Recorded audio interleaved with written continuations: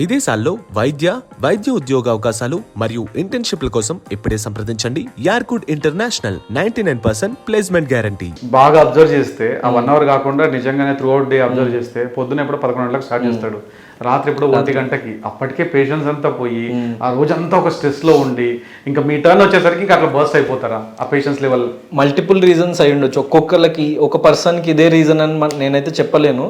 So నేను చెప్పింది నా పర్స్పెక్టివ్, అంటే నా సైడ్ నుంచి ఉన్న థింగ్ తప్ప. సో ఒక్కొక్కరికి ఒక్కొక్క పర్స్పెక్టివ్ ఉంటుంది. ఒకళ్ళకి స్ట్రాటజీ అయి ఉండొచ్చు అది మిగతా ప్లేయర్స్కి, లేకపోతే ఇంకొకళ్ళకి అట్లా గట్టిగా అరిస్తే ఎదుటి భయపడిపోతాడు అనిపించచ్చు. సో అట్లాంటి స్ట్రాటజీస్ని కొట్టడానికే నేను ఒక పాయింట్ తర్వాత నేను రైజ్ అయింది. ఎందుకంటే ఇప్పుడు ఒక లారీ వస్తే లారీతోనే ఢీ కొట్టాలి, ఒక బైక్ తీసుకెళ్ళి ఢీ కొట్టలేము దాన్ని. సో మనం పోతాం అక్కడ. ఫర్ ఎగ్జాంపుల్ అర్జున్ ఫ్లిప్ అయినప్పుడు అర్జున్ ఎందుకు నామినేట్ చేయలేదు మీరు? ఆ వీక్కి బయటకు వచ్చేసిన కదా నేను. నామినేషన్స్ లో ఆ రోజు జరిగింది కదా, ఆ రోజు ఉన్నారు మీరు? ఫస్ట్ అర్జున్ జరిగిందా ఫస్ట్ నాది జరిగిందా నామినేషన్? ఫస్ట్ నాది జరిగింది అనుకుంటా, తర్వాత అర్జున్ జరిగింది. అంటే సండే ఎపిసోడ్ అయిపోయిన తర్వాత నాగార్జున గారు ముందల మనవాడు తేల్చేశాడు ఏమని, మా మిస్సెస్ కోసం అనేది నేనేం ఆగమని చెప్పలేదు అన్నట్టు ఏదో చెప్పారు ఆ రోజు. 13th వీక్ నామినేషన్ లోనే కదా ఇది జరిగింది. నేను నెక్స్ట్ వీక్ లేను. ఆ రోజు నామినేషన్ లో ఉన్నారు మీరు. ఆ సింహం దాంట్లో ఏదో వేసేది సింహంది కాదు, ఇప్పుడు 13th వీక్ జరిగింది. సమ్ పెయింట్ పూసే లాస్ట్ నామినేషన్. నేను చెప్తుంది మన అమర్ నామినే కెప్టెన్ ఐఏఎస్ ఎపిసోడ్. మీరు చెప్తుంది అర్జున్ ఫ్లిప్ అయింది ఏంటంటే శివాజీ అన్నది అదే కదా. సో ఆయన ఫ్లిప్ అయింది నేను వచ్చేసిన వీక్ ముందు నామినేషన్ లోనే అయింది అది. సో ఆ వీక్ మీరు చూడండి 13th వీక్. లేదు నాకు బాగా గుర్తుంది, ఫ్రెండ్షిప్ బ్యాండ్ తీసేసిండు. అవును 13th వీక్. అప్పటికి మీరు బయటకు వచ్చేసారా? లేదు, ఆ వీక్ నామినేషన్ నా ప్రాసెస్ అయిపోయిన తర్వాత వెళ్ళిండి నా. ఓకే. సో నేను నామినేట్ చేసిన తర్వాత వెళ్ళిండు. ఆయన కూడా అక్కడ ఇప్పుడు ఆయన అప్పుడు అట్లా ఫ్లిప్ అవుతాడని నేను ముందే ఊహించాను కదా. సో నాగార్జున గారు డిస్కషన్ లో క్లియర్ గా చెప్పారు ఎవరు అర్జున్ అంటే మా మిసెస్ అడిగారేమో, బట్ శివాజీ గారిని అడిగిందా లేదా ప్రాబ్లం తీసుకున్నా లేదా నాకు ఐడియా లేదని ఏదో చెప్పాడు. అండ్ తర్వాత లేదు, మీరు కొంచెం అంటే ఎపిసోడ్స్ ఏదో కన్ఫ్యూజ్ అయ్యారు. నేనున్నప్పుడు మాత్రం ఆ డిస్కషన్ నాకు సత్యం రాలేదు. నేను ఉన్న సాటర్డే సండే నేను బయటకు వచ్చేసిన తర్వాత ఆ డిస్కషన్ జరిగిందో లేదో నాకు తెలియదు. నేను ఆ వీకే యాక్చువల్ ఆ ఇష్యూ అయినది. సో ఆ వీక్ గన్ ఫైరింగ్ అప్పుడు అమర్ కెప్టెన్సీ టాస్క్ ఉంది. లాస్ట్ బట్ వన్ మీరు వెళ్ళారు. లాస్ట్ శివాజీ వెళ్ళి హోల్డ్ చేశాడు అమర్ని.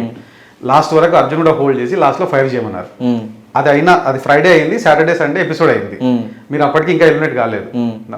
అండ్ నామినేషన్ మండే వచ్చింది.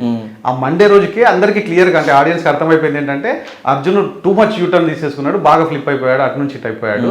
ఇది పెద్ద డ్యామేజ్ యాక్చువల్ గా శివాజీ సైడ్. అంటే లాస్ట్ ఆడియన్స్ లోకి అట్లా వెళ్తుందని నేను కూడా ఎక్స్పెక్ట్ చేయలేదు. అక్కడ ఈవెన్ అర్జున్ ఎక్స్పెక్ట్ చేయలే, శివాజీ అని ఎక్స్పెక్ట్ చేయలేదు. బయటకు వచ్చిన తర్వాత నాకు తెలిసింది.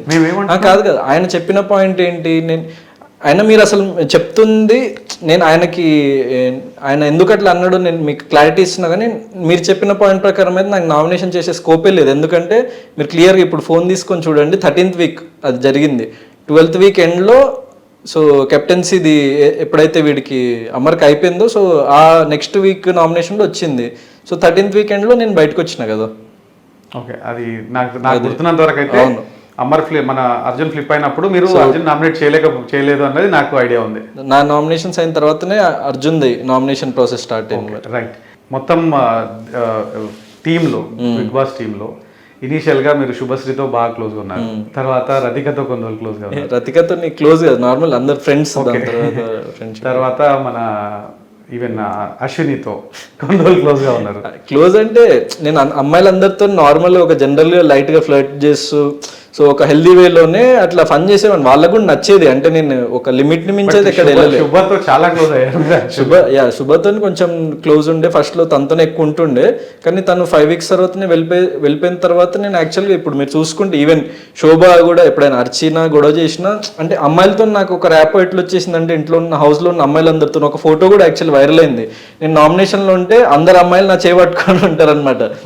సో అంటే సేవ్ అవ్వాలి అని కొంచెం అట్లాంటి ఎక్స్ప్రెషన్ పెట్టి ఒక వీకెండ్ దసరా టైంలో సంథింగ్. సో అమ్మాయిలతో ఒక కైండ్ ఆఫ్ బాండింగ్ నాకు, ఎందుకంటే వాళ్ళకి ఎప్పుడైనా బాగాలేకపోయినా సో యాజ్ ఎ డాక్టర్ నేను అర్థం చేసుకొని వెళ్ళి వాళ్ళకి ఏదైనా ఇచ్చేవాడిని. ఓకే. సో ఆ తెలియకుండా సబ్ కాన్షియస్ గా మీకు ఒక బాండ్ వచ్చేసింది వాళ్ళతో. మెడిసిన్స్ కానీ లేకపోతే అట్లా ఫస్ట్ ఎయిడ్ కిట్, ఇంకా మనకి హాట్ ప్యాక్ గానీ, సో లేకపోతే వాళ్ళకి ఎవ్రీథింగ్ అది ఇస్తారు వాళ్ళు. Pain killers. సో ఆ పర్టికులర్ టైంలో వాళ్ళకి ఎప్పుడైనా హెల్త్ బాగాలేకపోయినా సో అట్లాంటివి జరిగినాయి. సో అమ్మాయిలకి నా మీద ఒక వీడు గుడ్ బాయ్ అన్న కైండ్ ఆఫ్ ఇంప్రెషన్ ఉంది. సో వాళ్ళతో నాకు తర్వాత అంత గొడవలు అందుకే జరగలేదు. సో ఇట్స్ నాట్ క్లోజ్నెస్, అందరితోనే అదే ఉండేది. అప్పుడప్పుడు చిన్న ఫ్లర్ట్ చేసేటోన్ని, అది జస్ట్ ఫర్ ఫన్. అంటే ఇప్పుడు మనం ఇక్కడ ఖాళీగా టైం పాస్ చేసుకుంటూ బోరింగ్ మాటలు మాట్లాడుకునే కంటే సో ఒక హెల్దీ ఫ్లర్టింగ్ జస్ట్ అది ఫ్రెండ్లీ వే.